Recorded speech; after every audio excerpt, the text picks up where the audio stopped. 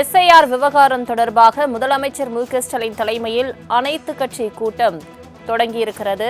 அனைத்து கட்சி கூட்டத்தில் பங்கேற்பதற்காக முதலமைச்சர் மு.க.ஸ்டாலின் தற்பொழுது தியாகராய நகரில் உள்ள தனியார் விடுதிக்கு வருகை தந்திருக்கிறார். முக்கிய செய்தியாக பார்த்து வருகிறோம்.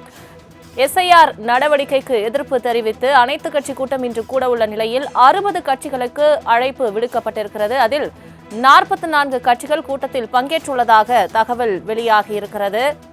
இது தொடர்பான மேலும் விவரங்களை தருவதற்காக செய்தியாளர் ராஜேஷ் இணைப்பில் இருக்கிறார்.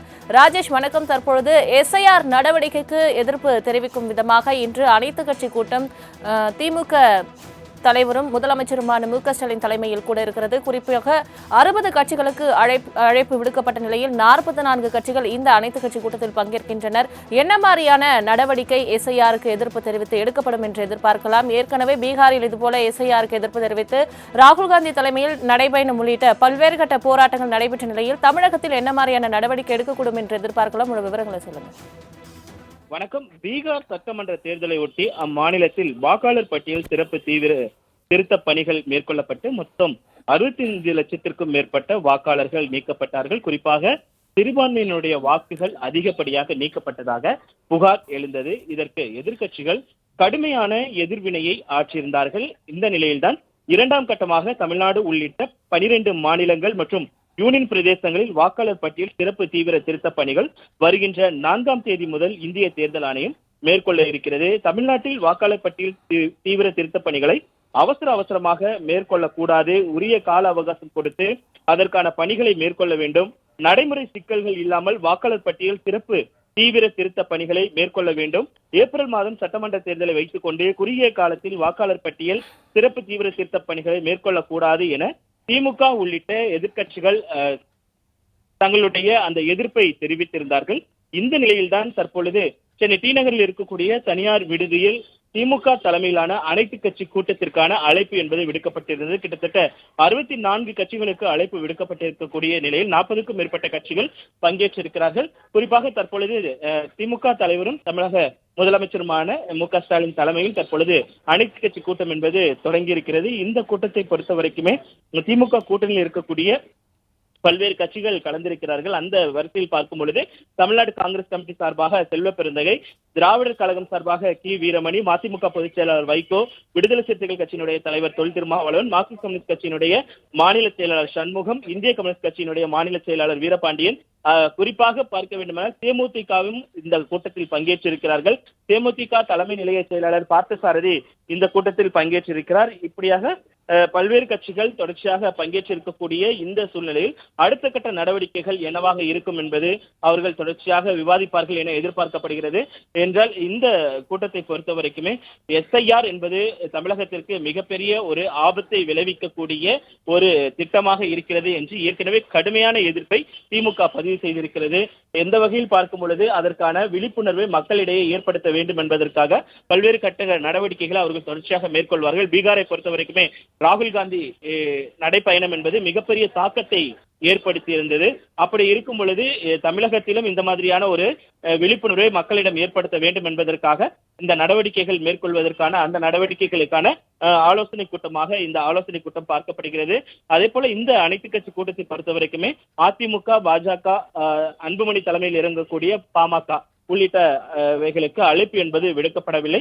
அதே நேரத்தில் அழைப்பு விடுக்கப்பட்டும் தமிழக வெற்றி கழகம், நாம் தமிழர், அதே போல அம்மா மக்கள் முன்னேற்ற கழகம் போன்ற கட்சிகள் பங்கேற்கவில்லை. இந்த அவர்களிடம் பேசும்பொழுது அவர்கள் கூறிய கருத்து என்னவென்றால், எஸ்ஐஆரை பொறுத்த வரைக்கும் நாங்கள் அதை கடுமையாக எதிர்க்கிறோம். ஆனால் இது ஒரு குறிப்பிட்ட கட்சி தலைமையில் நடைபெறக்கூடிய ஒரு ஆலோசனை கூட்டம், அதில் நாங்கள் பங்கேற்க விரும்பவில்லை என்று அவர்கள் தெரிவித்திருக்கிறார்கள். தங்களின் முழு விவரங்களுக்கு நன்றி ராஜேஷ்.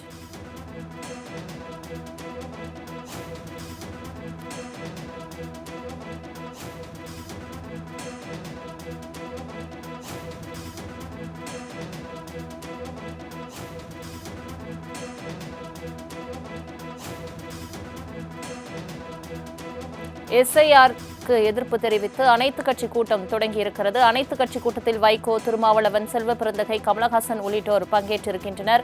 தற்பொழுது முதலமைச்சர் ஸ்டாலின் சென்னை தியாகராய நகரில் உள்ள தனியார் விடுதிக்கு வருகை தந்திருக்கிறார். இந்த அனைத்து கட்சி கூட்டத்திற்கு 60 கட்சிகளுக்கு அழைப்பு விடுக்கப்பட்டிருந்த நிலையில் 44 கட்சிகள் பங்கேற்றிருப்பதாக எதிர்க்கிறோம். தமிழ்நாட்டு மக்களுடைய உரிமைகளை காக்க அவங்களுடைய ஜனநாயக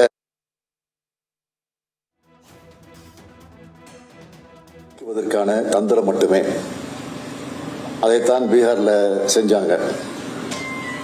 இப்போ மற்ற மாநிலங்களையும் செய்ய நினைக்கிறாங்க. அதனாலதான் நாம எதிர்க்கிறோம். தமிழ்நாட்டு மக்களுடைய உரிமைகளை காக்க அவங்களுடைய ஜனநாயக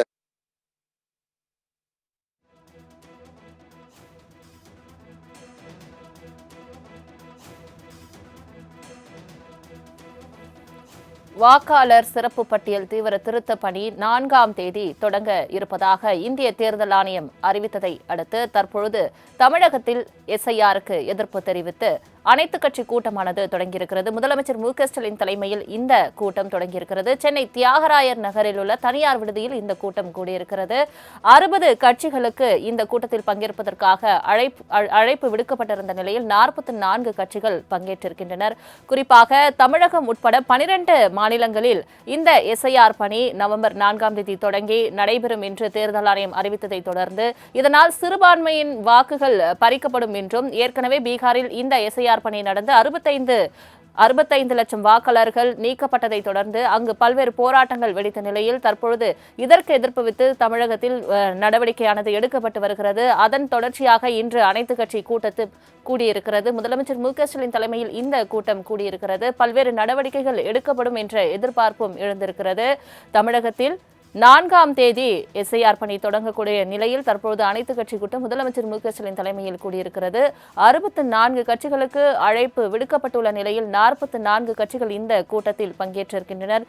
குறிப்பாக தவேக, தேமுதிக, அமமுக உள்ளிட்ட கட்சிகளுக்கு அழைப்பு விடுக்கப்பட்ட நிலையில் தற்பொழுது தவேக இந்த கூட்டத்தில் பங்கேற்கவில்லை என்ற ஒரு தகவலும் வெளியாகியிருக்கிறது.